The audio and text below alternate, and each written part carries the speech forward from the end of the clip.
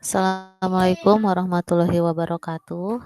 Pada hari ini saya akan mempresentasikan ya kita akan bahas tentang sintesis asam amino dan sintesis protein ya.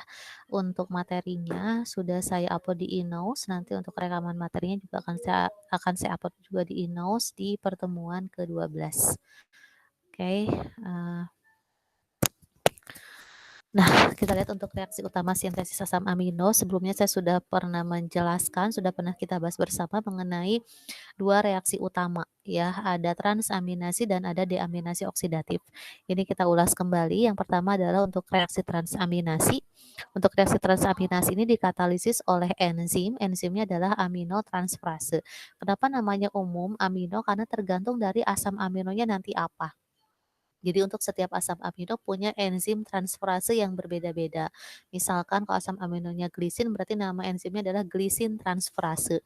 Nah, untuk asam aminotransferase ini atau enzim aminotransferase ini mempunyai koenzim yaitu piridoksal fosfat ya. Jadi aminotransferase ini seperti dijelaskan mengkatalisis transfer atau perpindahan gugus amino ya pada C alfa dari satu asam amino ke asam alfa keto.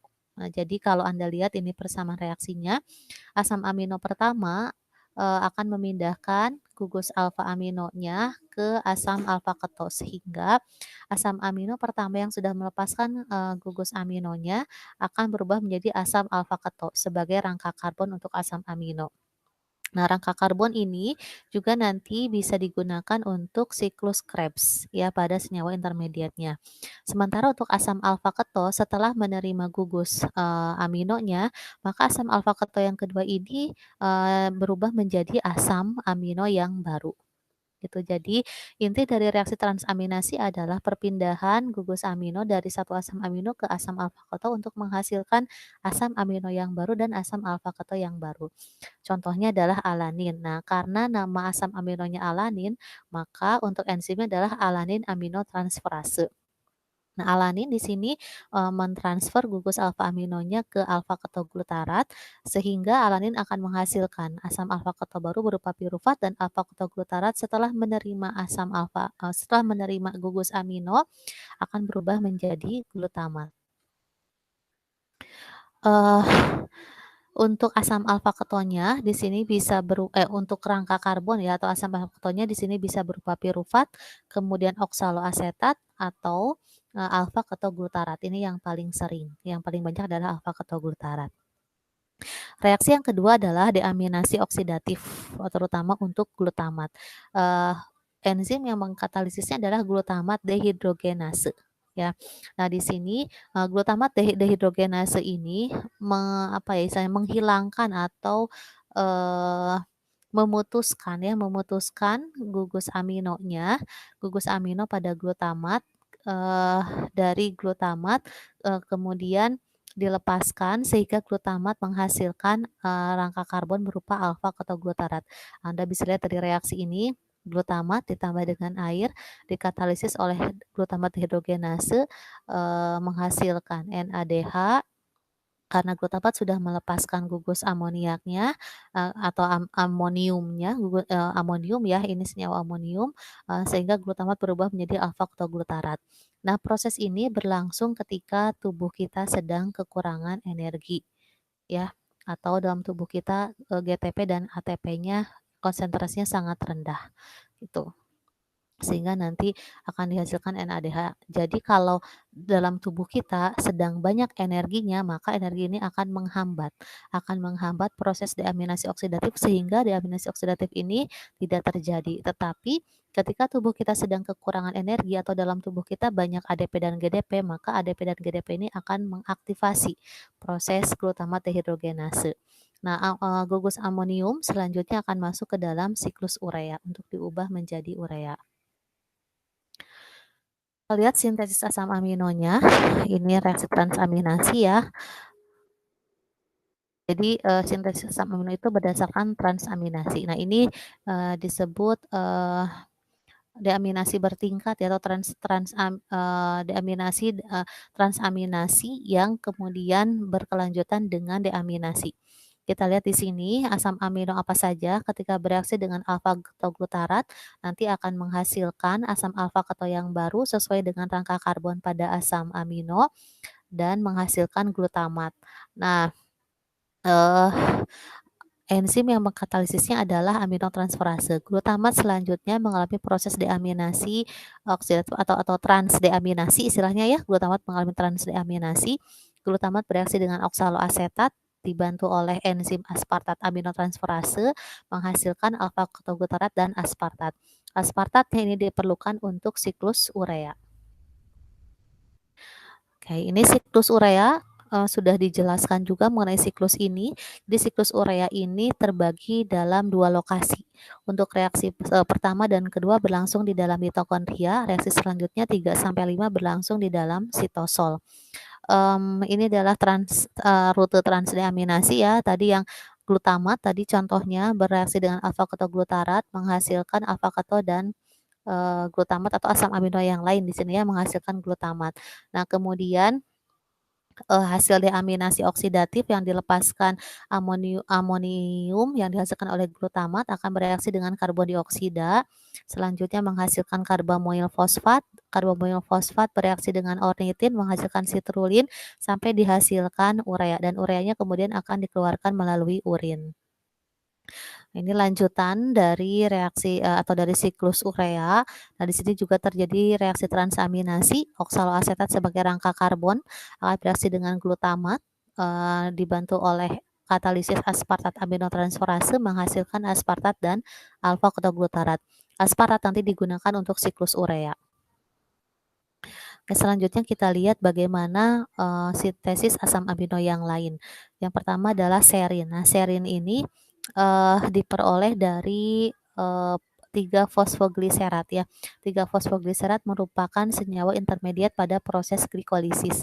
Jadi pada pembentukan, serin ini ketika, energi sudah dipenuhi oleh karbohidrat maka, senyawa intermediat dari glikolisis ini 3 fosfogliserat ini tidak diubah menjadi fosfoenol pirufat kemudian pirufat, tetapi 3 fosfogliserat ini diubah menjadi 3 fosfohidroksipirufat, kemudian 3 fosfoserin baru kemudian menjadi serin.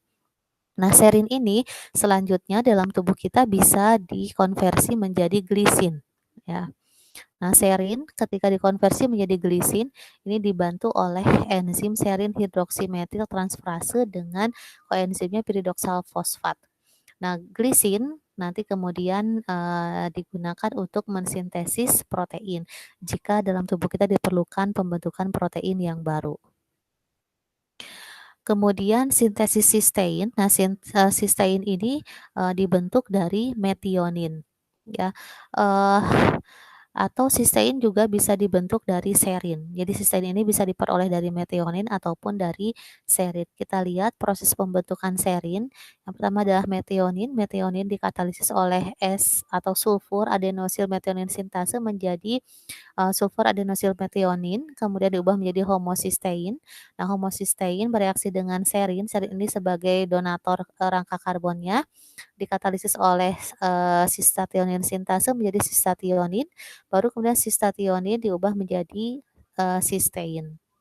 Jadi asam amino ini bisa diperoleh dari asam amino yang lain ya. Kemudian, alanin, alanin ini diperoleh dari reaksi antara glutamat dengan pirufat melalui reaksi transaminasi.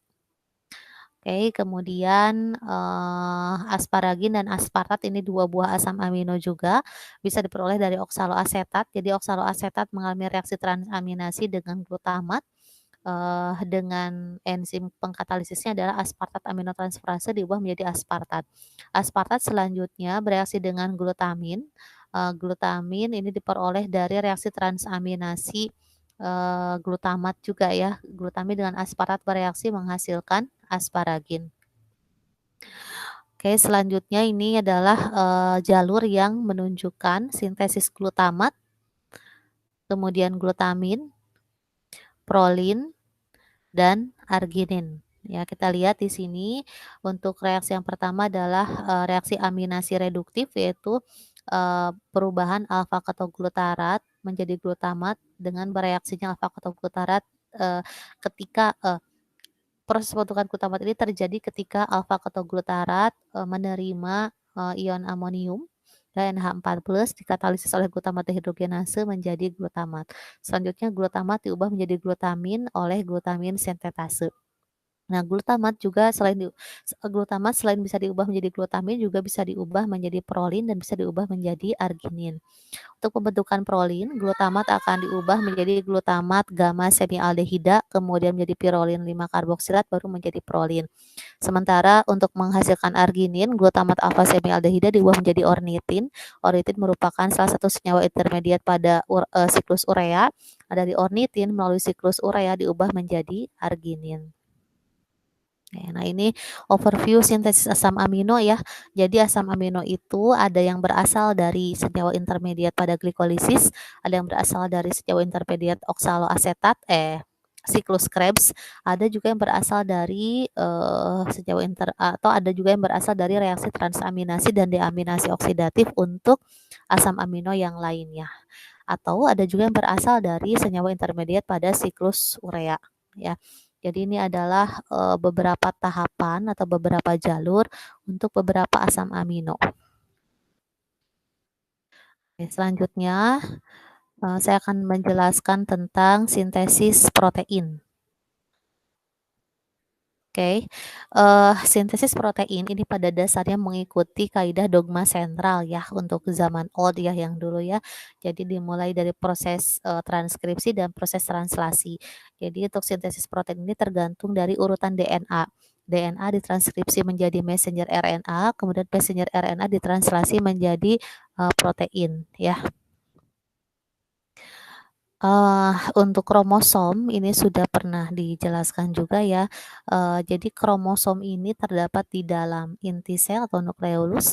Jadi kromosom ini berisi lilitan-lilitan DNA ya, di mana DNA-nya mengandung gen. Gen suatu organisme yang dibutuhkan untuk bertahan dan untuk bereproduksi. Nah, gen ini sebagai penentu pembawa keturunan gitu ya istilahnya. Kalau kita lihat ini suatu peta genom ya. Jadi ini menunjukkan lokus ini adalah tempat terdapatnya gen-gen di dalam E. coli gitu. Oke, kemudian untuk kromosom ini bisa menentukan fenotipnya ya untuk variasi genetiknya. Jadi menentukan fenotip. Jadi variasi fenotip organisme ini bergantung pada variasi genotipnya. Kemudian kita lihat perbedaan yang ada antara spesies satu dengan spesies yang lain atau antar spesies ya, bahwa antar spesies itu bisa berbeda karena gen yang berbeda atau genom yang berbeda sehingga akan menghasilkan protein yang berbeda. Kemudian perbedaan alel untuk gen yang sama, jadi misalkan gen pengkode amilase pada Bacillus dan pada E. coli itu akan menghasilkan amilase yang beda karena alelnya berbeda. Atau bisa juga karena perbedaan ekspresi gen atau epigenetiknya. Selanjutnya ada replikasi DNA atau disebut dengan mitosis. Jadi ini adalah proses pembelahan yang menghasilkan keturunan ya. Istilahnya untuk proses mitosis ini ada sel orang tua. Di dalam sel orang tua terjadi replikasi DNA kemudian menghasilkan dua sel yang baru. Oke, ini replikasi DNA atau pembentukan DNA. Pembentukan DNA ini dibantu oleh enzim DNA polimerase, ya, di mana terjadi ikatan fosfodiester antar nukleotidanya. Jadi Anda harus mengingat kembali mata kuliah biokimia 1 tentang DNA. Ya, untuk DNA ini terdiri dari basa-basa nitrogen, ada adenin, ada timin, ada guanin, ada sitosin. Jadi ada yang termasuk ke dalam basa nitrogen purin, ada termasuk ke dalam basa nitrogen pirimidin. Adenin akan selalu berinteraksi dengan timin dan guanin akan selalu berinteraksi dengan sitosin. Antara adenin dan timin menghasilkan 2 ikatan hidrogen, sementara antara guanin dengan sitosin menghasilkan 3 ikatan hidrogen. Kita lihat proses replikasi DNA ini adalah double strand di DNA, ya di mana di situ terjadi ikatan hidrogen dan antar nukleotidanya terjadi ikatan fosfodiester yang dihubungkan oleh DNA polimerase. Pada saat proses replikasi, double strand DNA akan terpisah, kemudian nanti masing-masing single stranded ini akan menghasilkan strand yang baru. Nah, seperti ini sehingga menurut teori semi-konservatif dari satu single strand DNA ketika terjadi replikasi akan menghasilkan 2 double strand DNA. Oke, nah seperti ini ya. Jadi ini adalah strand yang baru. Yang berwarna merah merupakan strand parents, ini strand daughter disebutnya ya. Oke, nah ini proses replikasi DNA dibantu oleh DNA polimerase. Jadi DNA polimerase ini mengkatalisis pembentukan ikatan fosfodiester antara gugus hidroksil pada chain nomor 3 aksen gula ribosa dengan gugus fosfat pada chain nomor 5 aksen. Jadi seperti ini. Oke, nah DNA polimerase ini hanya bisa membentuk strand baru dari arah 5 aksen menuju ke 3 aksen. Jadi hanya dari 5 aksen ke 3 aksen. Tidak bisa membentuk ikatan fosfodiester dari arah 3 aksen ke 5 aksen ya. Nah, dengan demikian template strand-nya itu berada sebagai template strand-nya itu yaitu strand yang arahnya 3 aksen ke 5 aksen. Jadi ini adalah template strand. Template strand itu kita asumsikan sebagai strand parents-nya. Strand parents-nya arahnya 3 aksen 5 aksen, strand daughter-nya atau strand yang barunya punya arah dari 5 aksen ke 3 aksen. Jadi mengikuti cara kerja dari DNA polimerase. Nah, jadi ini adalah strand parent-nya arahnya 3 aksen ke 5 aksen, ini strand barunya dengan arah 5 aksen ke 3 aksen. Oke, untuk proses replikasi DNA, proses pertama adalah proses inisiasi. Proses inisiasi ini dikatalisis oleh primase. Primase ini adalah enzim berupa RNA primer ya atau sebetulnya masih urutan RNA, hanya saja mempunyai jumlah nukleotida yang pendek ya. Jadi primase ini jenis RNA polimerase yang yang membentuk RNA primer. RNA primer biasanya terdiri dari 5 sampai 10 ribonukleotida panjangnya. Jadi ini adalah strand parents-nya atau template-nya. Anda lihat, perhatikan bahwa strand template-nya arahnya adalah 3 aksen ke 5 aksen. Ingat bahwa tadi DNA polimerase hanya bisa membentuk strand dari arah 5 aksen ke 3 aksen. Maka template strand-nya harus dari 3 aksen ke 5 aksen. Selanjutnya nanti primase akan akan memperpanjang strand-nya ya sesuai dengan arah dari DNA polimerase. Jadi DNA polimerase ini nanti akan menempel pada primasenya, pada RNA primernya. Nah, seperti ini nanti DNA polimerase akan menempel pada RNA primer, kemudian DNA polimerase nanti akan menghubungkan antar nukleotida yang baru dengan nukleotida yang sebelumnya melalui ikatan fosfodiester. Selanjutnya adalah proses elongasi. Nah, proses elongasi ini dikatalisis oleh DNA polimerase ya. Ini proses elongasinya. Jadi karena DNA punya 2 double strand, ketika proses replikasi nanti akan terpisah. Nah, proses pemisahan ini dikatalisis oleh enzim yang disebut dengan helikase. Ya, jadi enzim helikase ini bertugas untuk memotong ikatan hidrogen antar basa nitrogen yang menghubungkan kedua strand. Jadi sehingga terpisah single strand. Kemudian ini untuk template yang parents-nya ya. Ini template parents. Ini adalah template parents-nya juga. Ini adalah template yang baru. Nah, untuk bagian atas ini dengan template dengan arah 5 aksen ke 3 aksen disebut dengan lagging strand. Ya, kenapa lagging strand? Karena pada lagging strand ini DNA polimerase tidak bisa bekerja seperti pada template yang arahnya 3 aksen ke 5 aksen. Tadi kan Anda harus ingat bahwa DNA polimerase itu bisa bekerja membuat strand dari arah 5 aksen ke 3 aksen, sehingga template-nya atau strand parent-nya harus arahnya 3 aksen ke 5 aksen, ya. Nah, saya ulangi lagi, DNA ini double strand, punya 2 strand. Ketika helikase bereaksi maka beraktivitas, maka ikatan hidrogen antar basa nitrogennya akan terputus dan, double strand DNA menjadi single strand. Yang bawah ini adalah leading strand.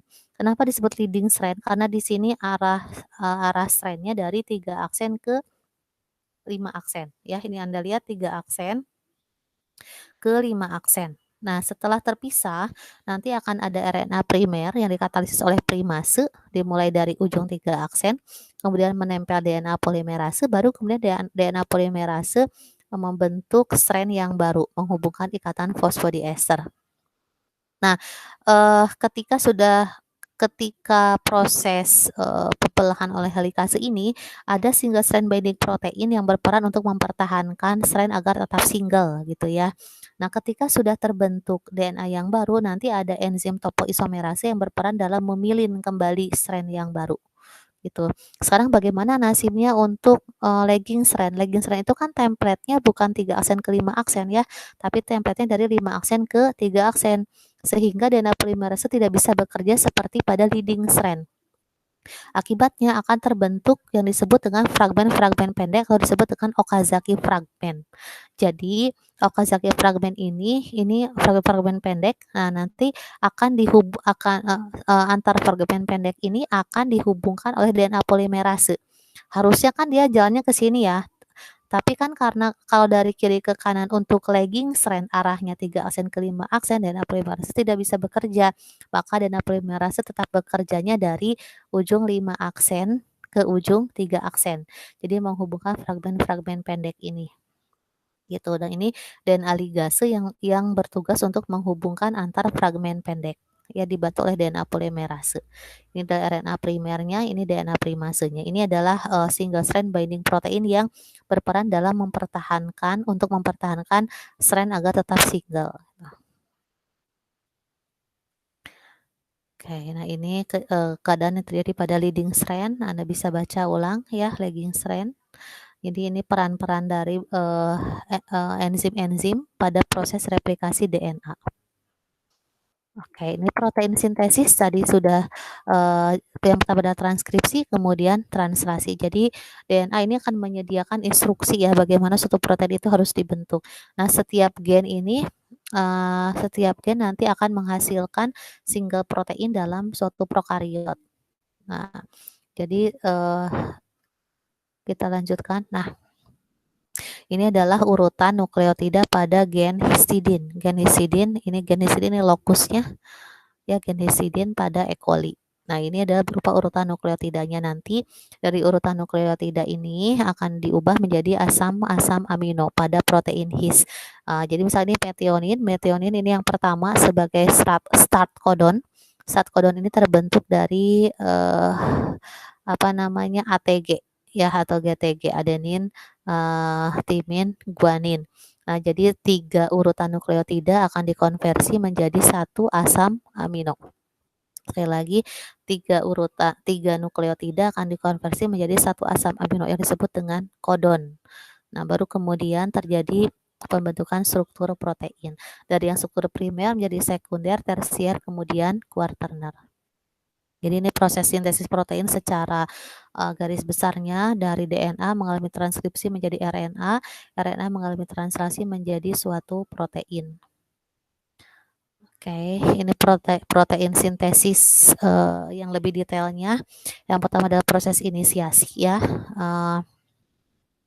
proses inisiasi dikatalisis oleh, polimerase, ya, ini RNA polimerase, dengan arah strand baru dari 5 aksen ke 3 aksen, ya.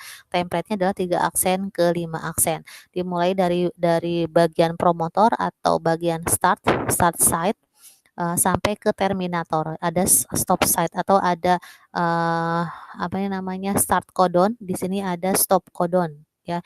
Ini adalah gen yang akan diubah menjadi suatu protein. ini, kompleks, apa namanya, eee, faktor, transkripsi ya pada eukariot. Selanjutnya adalah elongasi.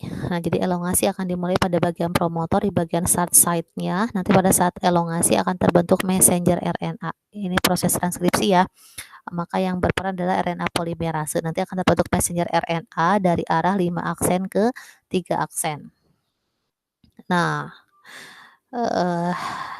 ini double strand DNA-nya pada proses transkripsi di bagian gen-nya nanti akan melalui proses transkripsi menghasilkan messenger RNA dari arah 5 aksen menuju ke 3 aksen sampai nanti di sampai nanti di bagian terminasi. Oke, ini proses, transkripnya. Adenin menjadi urasil karena di RNA tidak ada adenin, adanya urasil ya, guanidin menjadi sitosin, timin dengan adenin dan seterusnya. Oke, ini adalah, proses, pembentukan ikatan fosfodiester. Nah, ini proses elongasinya pada transkripsi ya. Jadi, yang bagian atas disebut antisense strand, ada sense strand. Nah, yang ditranskripsi adalah bagian antisense. Ini RNA hasil transkripsi dari 5 aksen ke 3 aksen. Oke, sampai pada proses terminasi, pada bagian terminasi akan dihasilkan messenger RNA dari arah 5 aksen ke 3 aksen. Selanjutnya protein sintesis, dalam eukariot ada bagian ekson dan ada bagian intron untuk, gennya, maka pada eukariot ini akan, dilakukan proses splicing, di mana pada proses splicing ini akan dihilangkan intronnya. Jadi intron ini yang tidak dikode gitu ya, nanti akan tertinggal eksonnya saja, ekson ini merupakan gen yang akan dikode. Nah, proses, splicing ini dan proses transkripsi terjadi di dalam nukleus. Setelah dihasilkan eksonnya saja, baru kemudian nanti akan, dikeluarkan dari nukleus ke sitoplasma. Oke, nah selanjutnya adalah proses translasi. Translasi adalah perubahan messenger RNA menjadi suatu protein. Ini berlangsung di dalam ribosom, ya. Dalam ribosom. Nah, di mana dalam ribosom ini setiap 3 nukleotida akan diubah menjadi satu asam amino atau satu kodon akan diubah menjadi satu asam amino, di mana asam amino ini dibawa oleh transfer RNA atau tRNA. Jadi ini tRNA ini membawa antikodon ya. Jadi kodonnya ada di messenger RNA, ini antikodonnya ada di transfer RNA. Gitu. Jadi mRNA keluar ke sitoplasma, masuk ke ribosom, kemudian di ribosom kodonnya diterjemahkan menjadi asam-asam amino yang dibawa oleh transfer RNA. Jadi kodon dalam messenger RNA, antikodon yang dibawa oleh transfer RNA yang juga membawa asam amino dari hasil konversi kodon dan antikodon ini. Yang bulat-bulat adalah asam aminonya ya. Nah, setiap asam amino nanti akan membentuk ikatan peptida, membentuk struktur primer protein. Oke, jadi ini kodonnya, ini antikodonnya.